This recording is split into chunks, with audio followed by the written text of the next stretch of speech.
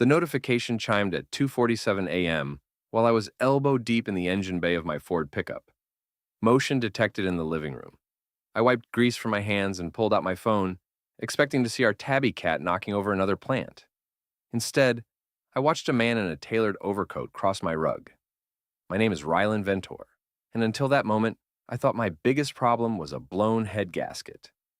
I'm 38, run a home renovation business out of my garage, and I'd been married to Jenna for 12 years. We lived in a weathered Cape Cod house 3 blocks from the harbor in Millbrook, Massachusetts, one of those New England coastal towns where the paint peels faster than you can apply it, and everyone knows your business before you do. The security system was my latest project. Motion-activated cameras, smartphone alerts, cloud storage. The whole setup cost me 3 weeks of evenings and $800 I probably should have spent on the truck. Jenna had rolled her eyes when I showed her the app. Really, Rye? We live in Millbrook, not Boston. What are you protecting us from? Aggressive seagulls? Now I knew exactly what I'd been protecting us from. The man on my screen moved with casual familiarity through our front hallway. He hung his coat on the hook I'd installed last spring, the one Jenna always said was too close to the door. He knew where everything was. This wasn't his first visit. I heard Jenna's voice through the phone's audio feed. Low, intimate, the way she used to talk to me during our first year of marriage. The way she hadn't talked to me in at least 3. I was wondering when you'd get here, she said, appearing in frame, wearing the silk robe I'd bought her for Christmas. The one she claimed was too fancy for every day.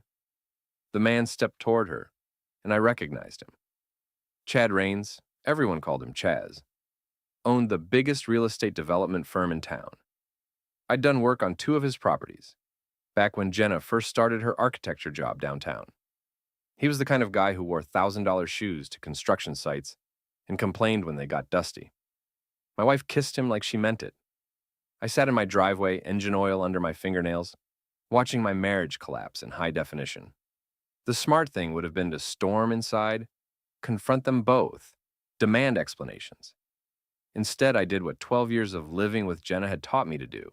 I gathered information first. I opened the security app's history.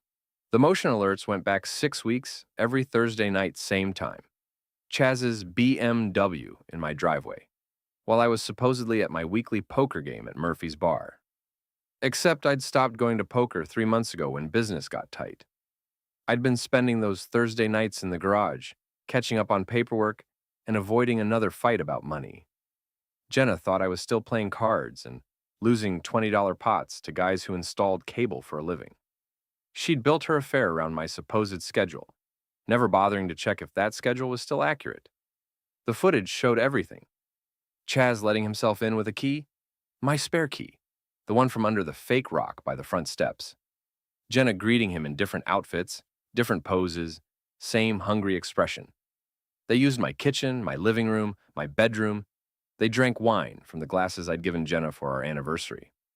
I exported the files, organized them by date, and saved everything to 3 separate drives. Then I sat in the cold October air and tried to figure out what kind of man I was about to become. The old Rylan would have confronted them immediately, demanded apologies, maybe suggested counseling. The old Rylan believed in second chances and working things out like adults. But the old Rylan had been an idiot who missed 6 weeks of betrayal happening under his own roof. The new Rylan was going to be smarter. I waited until they finished their business, and Chaz left through the back door, careful not to be seen by the neighbors, though not careful enough to avoid my cameras. Then I went inside and found Jenna in our bedroom, pretending to read a magazine. "How was poker?" she asked without looking up. "Enlightening," I said. "Lost about $20, but learned some interesting things about reading people's tells." She nodded absently. "I'm exhausted. Long day at the office." I bet it was. I brushed my teeth next to the sink where Chaz had washed his hands an hour earlier, then climbed into bed next to my wife. She'd changed the sheets. They smelled like lavender detergent instead of the usual unscented stuff we bought in bulk. "New detergent?" I asked. "Thought we'd try something different," she said, still not meeting my eyes. I lay there listening to her breathe, planning my next move. The motion detector had given me something precious. Time to think, time to plan, time to decide exactly how I wanted this to end. Jenna fell asleep within minutes. the way guilty people do when they think they've gotten away with something. I stayed awake until dawn, watching the sunrise paint our bedroom walls the color of rust. By morning, I knew exactly what I was going to do. The next few days passed like a fever dream. I went through the motions of normal life while conducting a forensic examination of my marriage. Jenna left for work at 8:30, came home at 6:15, complained about her boss and the city planning committee and the weather. She kissed my cheek when she left each morning, asked about my day when she returned each evening. She was a better actress than I'd given her credit for. I spent my days installing kitchen cabinets for the Hendersons and my evenings becoming an expert in digital surveillance. The security system I'd installed was more sophisticated than I'd realized. Motion activation, audio recording, automatic cloud backup. It had been documenting everything for weeks. Wednesday afternoon, I drove to Old Man Derry's boxing gym down by the waterfront. I'd trained there in my 20s, back when I thought I might make something of myself with my fists instead of my tools. The place hadn't changed. Same cracked heavy bags, same smell of sweat and liniment, same ancient speed bag that sounded like a machine gun when you got the rhythm right. Derry was pushing 70, but still built like a dock worker. He looked up from wrapping someone's hands and grinned when he saw me. Rylan Ventor. Thought you'd gotten too fancy for us working stiffs. Never too fancy for this place, I said. Got time to talk? We sat in his cluttered office while he poured coffee from a pot that looked older than both of us. I'd known Derry since I was 16. He'd taught me how to throw a punch and how to take one. But more importantly, he'd taught me how to think 3 moves ahead.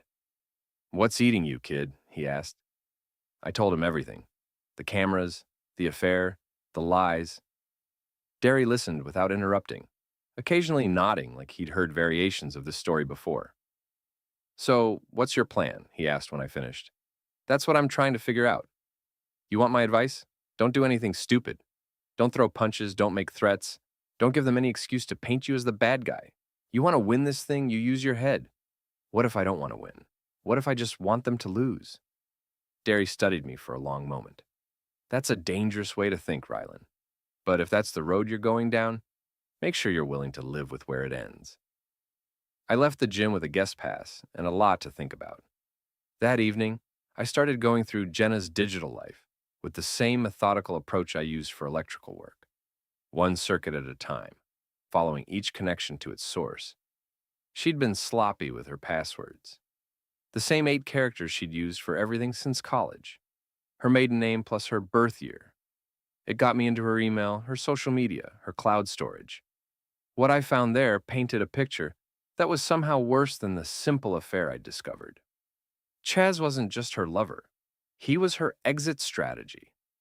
The emails went back 4 months, starting professional and gradually becoming personal. Jenna complained about our finances, our house, our life together. She called me sweet but limited in one message and stuck in the past in another. Chaz played the sympathetic ear, offering solutions to all her problems. He could get her a better position at a firm in Boston. He knew people in the city planning department who could fast-track her licensing. He had connections that could open doors she'd never imagined. All she had to do was leave me. The most recent exchange was from Tuesday morning, 2 days after I discovered them together. "Jenna, I feel terrible about this. He doesn't deserve what we're doing." Chaz, "You can't live your life for someone else's feelings. You deserve better than fixing leaky faucets and worrying about grocery money." Jenna, "I know, it's just hard. We've been together so long." Chaz, "Sunk cost fallacy.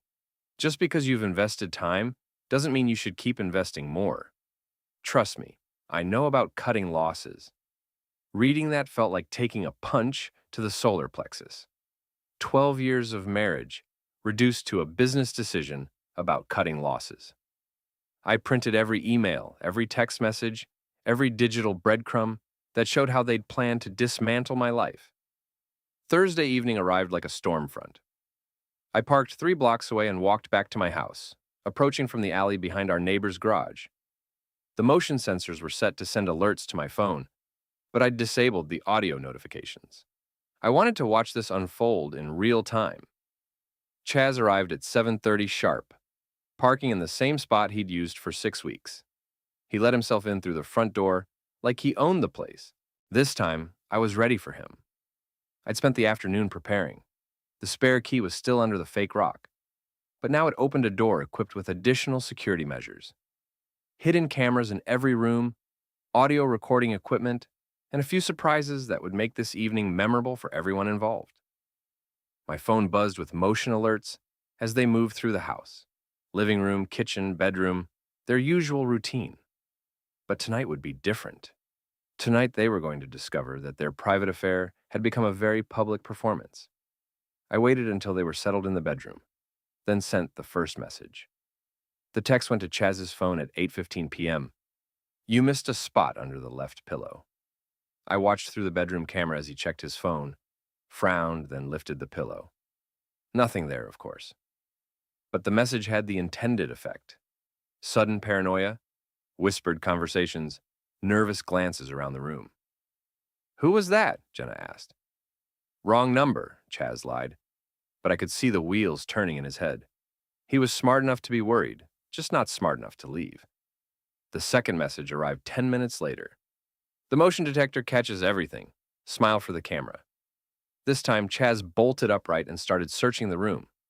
He found the first camera within 30 seconds. I'd made it deliberately obvious, mounted on the dresser like a store security device. He yanked out the cables and held it up triumphantly. Got it, he told Jenna. Someone's been recording us. Recording us? Who would? She stopped mid-sentence, her face going pale. Oh, God. Rylan. They spent the next 20 minutes tearing apart the bedroom, finding 2 more cameras and a digital recorder I'd hidden in the heating vent. They found the obvious ones anyway. The real surveillance equipment was built into the room's infrastructure. Fiber optic lenses in the smoke detector, audio pickups in the electrical outlets, wireless transmitters that looked like wall anchors. I'd spent 3 days turning our bedroom into a broadcast studio. The third message was a photograph. Chaz's BMW in my driveway, timestamp clearly visible. Then another photo. Chaz hanging his coat on my hook. Then another. Jenna greeting him in the hallway. He knows, Jenna whispered. He's known all along. Chaz was pacing now, his earlier confidence replaced by something approaching panic. How long has he been watching? What else does he have? I could have told him. 6 weeks of footage, 43 separate encounters, enough audio to fill a small library. But I was enjoying watching him figure it out on his own. The fourth message was an email sent to Chaz's business account from an anonymous address, containing a highlight reel of their greatest hits, video clips, audio files, timestamps, and locations. Everything organized and labeled, like evidence for a court case, which, I realized, it might eventually become. My phone rang at 8:47 p.m., Jenna's number. Hello, sweetheart, I answered. How's your evening going? Rylan, we need to talk. I'm sure we do, but I'm at Murphy's bar, remember? Thursday night poker game. Can it wait until I get home? Silence on the other end, then whispered conversation I couldn't quite make out. Where are you, really? She asked. Exactly where you think I am every Thursday night. The question is, where are you? More silence. I could picture them in our bedroom, surrounded by dismantled cameras and growing panic. I'm at home, she said finally. Alone? The pause stretched long enough for me to count heartbeats. Yes, she lied. Funny thing about those motion detectors, I said. They're very precise about counting warm bodies. The living room sensor shows 2 people right now. The bedroom sensor shows 2 people. Either we have a very organized burglar, or you're not being entirely honest with me. I heard Chaz's voice in the background. Hang up. Just hang up. But Jenna stayed on the line. How long have you known? 6 weeks, 2 days, and approximately 4 hours. Give or take. Why didn't you say anything? I wanted to see how far you'd take it. Turns out, pretty far. The line went quiet except for background noise. Shuffling feet, whispered arguments, the sound of 2 people realizing they'd been outplayed. What do you want? Jenna asked. That's an interesting question. What do I want? I want the last 12 years back. I want the money you've been hiding in that Boston account. I want to know everything I've learned about who you really are. But since none of that's possible, I'll settle for watching you explain this to your boss, your coworkers, your family, and anyone else who might be interested in your extracurricular activities. You wouldn't. I already have. Check your email. I'd sent the evidence package to everyone in Jenna's contact list: work colleagues, family members, old friends from college. The subject line read, "Some things you should know about Jenna Venter." The message was brief and professional. The attached files speak for themselves. Draw your own conclusions. "You're insane," she whispered. "No, I'm thorough. There's a difference." I heard Chaz's voice again, louder this time. "We're leaving. Now." "Good idea," I said into the phone. "But Chaz might want to check his tires before he drives anywhere. Parking on the street can be risky this time of night." Through the security app, I watched them rush to the front window. Chaz's BMW sat in the driveway with 4 flat tires and homewrecker keyed into the driver's side door. "You vandalized his car." "I improved it, added some character." Chaz always struck me as someone who needed more character. The call ended abruptly. I sat in Murphy's bar, where I'd actually driven after setting up the evening's entertainment, and watched the security feeds on my phone.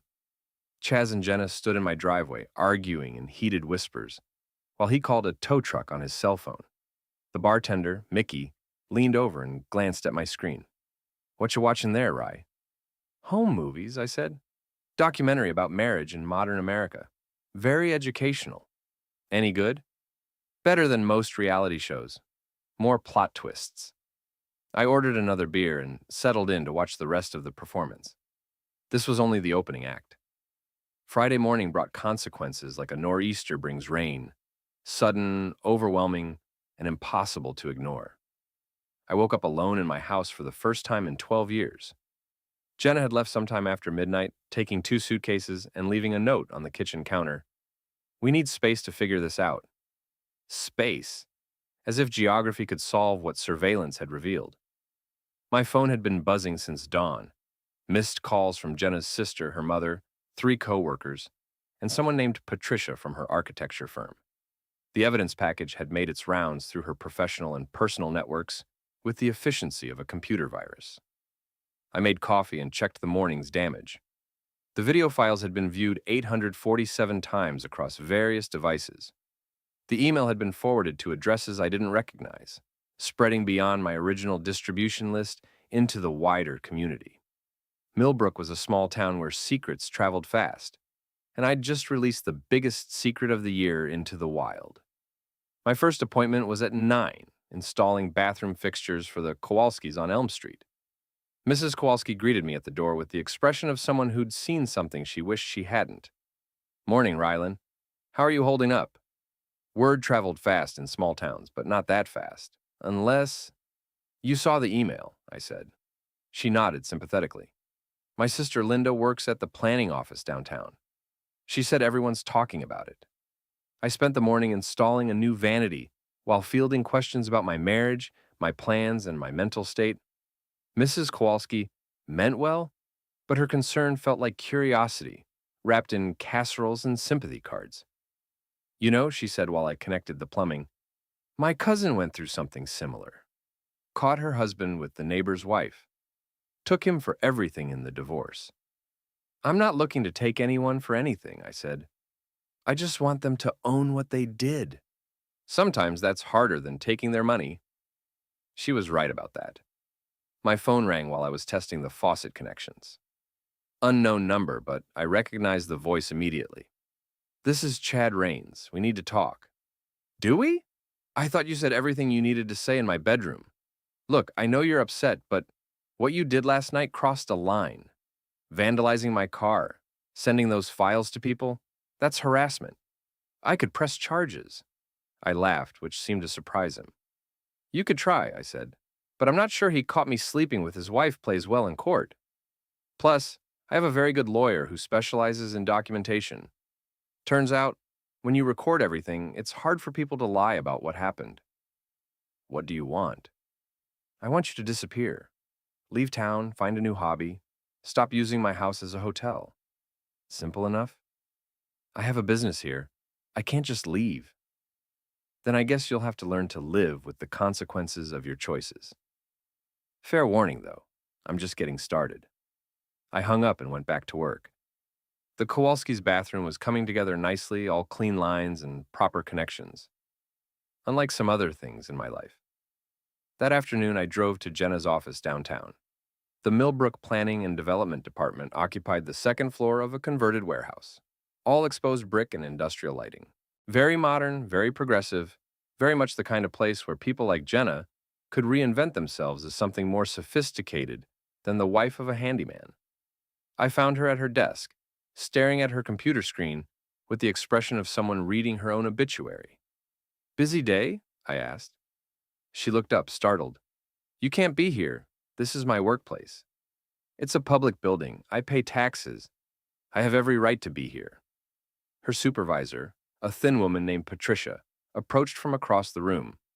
I recognized her from the office Christmas party, the one where Jenna had introduced me as, "My husband, he fixes things," like I was a household appliance. "Mr. Ventor," Patricia said carefully, "perhaps this conversation would be better suited for a private setting." "Actually, I think this is the perfect setting. Very public, lots of witnesses, official atmosphere.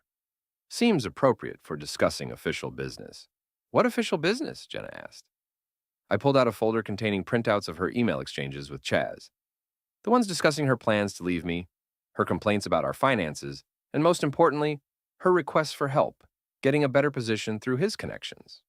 "The kind where city employees use their positions for personal gain," I said, handing the folder to Patricia. "Quid pro quo arrangements, conflicts of interest, that sort of thing." Patricia's face went pale as she scanned the documents. "These are private emails," Jenna protested, "between a city employee and a private developer who's currently bidding on 3 municipal contracts," I said. "I'm no lawyer, but that seems like the kind of thing the ethics committee might find interesting." The office had gone quiet. Everyone was pretending to work while obviously listening to every word. "I think we should continue this discussion in my office," Patricia said. "Good idea," I agreed. I brought copies for everyone. I left the building 20 minutes later, feeling lighter than I had in weeks. Jenna would keep her job, probably, but her reputation was another matter. In a small town, reputation was currency, and I'd just made her very poor. My phone buzzed with a text from an unknown number. "This isn't over." I typed back, "You're right, it's just getting started." Saturday morning brought Chaz to my front door like a bad weather system, all bluster and threat with nothing substantial behind it. I was in the garage, organizing tools, and pretending I hadn't seen his rental car pull into my driveway. The security system sent me alerts as he approached, but I let him knock 3 times before answering. "We need to talk," he said. He looked different without his usual confidence.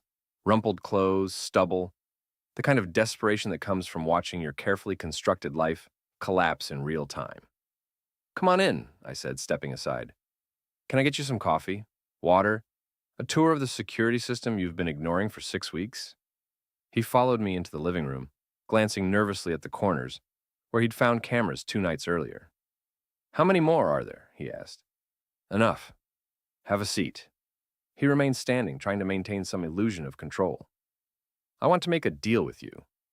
"What kind of deal?" "I'll end things with Jenna. Completely. No contact, no communication.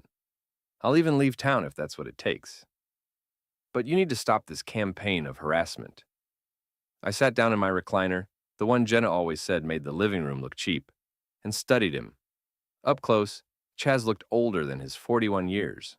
The stress was showing in the lines around his eyes, the way he held his shoulders like he was carrying something heavy.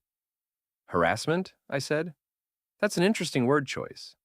When you use someone's home for your personal entertainment, what do you call that?" "Look, I know what we did was wrong. Do you? Because from where I sit, it looks like you thought it was pretty convenient. My house, my bed, my schedule. Very efficient." He started pacing, which triggered another motion alert on my phone. "What do you want from me?" he asked. "I want you to understand something, Chaz. You didn't just sleep with my wife. You helped her plan her exit strategy. You promised her a better life, a better job, better connections. You sold her a fantasy about leaving me behind, like I was some kind of obstacle to overcome. She was unhappy. She was bored. There's a difference. And instead of talking to her husband about it, she decided to audition for a replacement. With your help. I pulled out my phone and showed him the screen, a live feed from the camera mounted in my front yard. Smile, Chaz. You're on camera again. He looked around the room with growing panic. How many people have seen those files? Hard to say. The internet's a funny thing. Once something gets out there, it takes on a life of its own. I've stopped counting the views. This is destroying my business. My reputation? Your reputation as what? A guy who sleeps with married women while their husbands are working? I'd say that reputation is pretty accurate. He stopped pacing and faced me directly. I could make this very expensive for you. Lawsuits, criminal charges.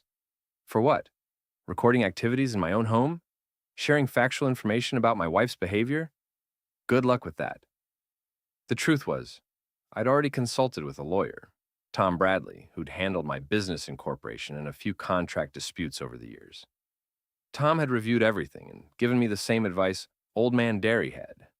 Stay within the law, document everything, and let their own actions destroy them. Besides, I continued, I'm not sure you want this in front of a judge. Discovery goes both ways, and I have a feeling your business dealings might not survive that kind of scrutiny. That hit home. Chaz's face went pale. What's that supposed to mean? It means I've had time to research your company, your contracts, your relationships with city officials. Interesting patterns emerge when you start connecting dots. I was bluffing, mostly. But Chaz's reaction told me I was bluffing in the right direction. You're fishing, he said, but his voice lacked conviction. Maybe. But I'm a patient fisherman, and I've got plenty of bait. My phone buzzed with another motion alert. Someone else was approaching the house, Jenna's car pulling into the driveway behind Chaz's rental. Looks like the gang's all here, I said. Jenna came through the front door without knocking, something she hadn't done since we were newlyweds. She looked like she hadn't slept, which was probably accurate. What is he doing here? She asked, glaring at Chaz. Trying to negotiate terms of surrender, I said. How did your meeting with Patricia go yesterday? I'm suspended pending an ethics review. Happy? Getting there. She turned to Chaz. This is your fault. If you hadn't been so careless. My fault? You're the one who said he was too stupid to notice. That stopped the conversation cold. Jenna's face flushed red, and Chaz realized he'd just made a very expensive mistake. Too stupid to notice, I repeated. Is that what you said about me? Rylan, I didn't mean... Actually, I think you meant exactly that. Your husband's too stupid to notice his wife having an affair in his own house. Too stupid to realize she's planning to leave him. Too stupid to fight back when he finds out. I stood up and walked to the window, looking out at the harbor where fishing boats were heading out for the day's work. You know what the funny thing is? You were almost right. The old me would have been too stupid to notice, too trusting to check, too decent to fight back. But the new me learned some interesting things about patience and planning and letting people destroy themselves. I turned back to face them both. So here's what's going to happen. Chaz, you're going to withdraw your bids on those city contracts. All of them? You're going to find a new place to conduct your business, preferably somewhere far from here. And you're going to pray that I don't decide to look deeper into your financial arrangements with municipal officials. And if I don't, then I release the rest of the files, the ones showing how you've been using inside information from city planning meetings to bid on properties before they go to public auction, the ones documenting your relationships with zoning board members, the ones that turn this from a simple affair into a federal investigation. Again, I was mostly bluffing, but the fear in his eyes told me I was close enough to the truth to make it work. As for you, I said to Jenna, you have a choice to make. You can try to salvage what's left of your career here, rebuild your reputation, maybe even try to rebuild our marriage. Or you can follow your boyfriend to whatever rock he crawls under, but you can't have both. That's not fair, she said. Fair? I laughed, but there was no humor in it. You want to talk about fair? Fair would have been you telling me you were unhappy instead of auditioning for my replacement. Fair would have been you asking for a divorce instead of planning your exit strategy in secret Fair would have been you showing me the basic respect of not using our home as your personal hotel. The room fell silent except for the sound of boats in the harbor and the distant cry of seagulls. I need time to think, Jenna said finally. You've had 6 weeks to think. Time's up. She looked at Chaz, who was staring at his shoes, like they held the answers to his problems. Are you going to help me figure this out? She asked him. I can't, he said without looking up. I have my own problems to deal with. And there it was, the moment when Jenna realized that her fantasy of a better life was just that, a fantasy. Chaz wasn't her knight in shining armor. He was just another guy looking out for himself when things got complicated. Get out, she said to him. Both of you, just get out of my house. Actually, I said, it's my house. My name on the deed, my signature on the mortgage. But you're welcome to leave anytime you want. Chaz headed for the door without another word. Jenna stood in the middle of our living room, looking lost and small, and nothing like the confident woman who'd been planning to leave me for a better life. What happens now? She asked. Now you figure out who you really are when nobody's watching, I said, and I figure out whether the man I've become is someone I can live with. The motion detector chimed as Chaz's car pulled away. Jenna and I stood in the silence that followed, two strangers in a house full of memories and broken promises. Outside, the October wind was picking up, rattling the windows and reminding us both that winter was coming, whether we were ready for it or not.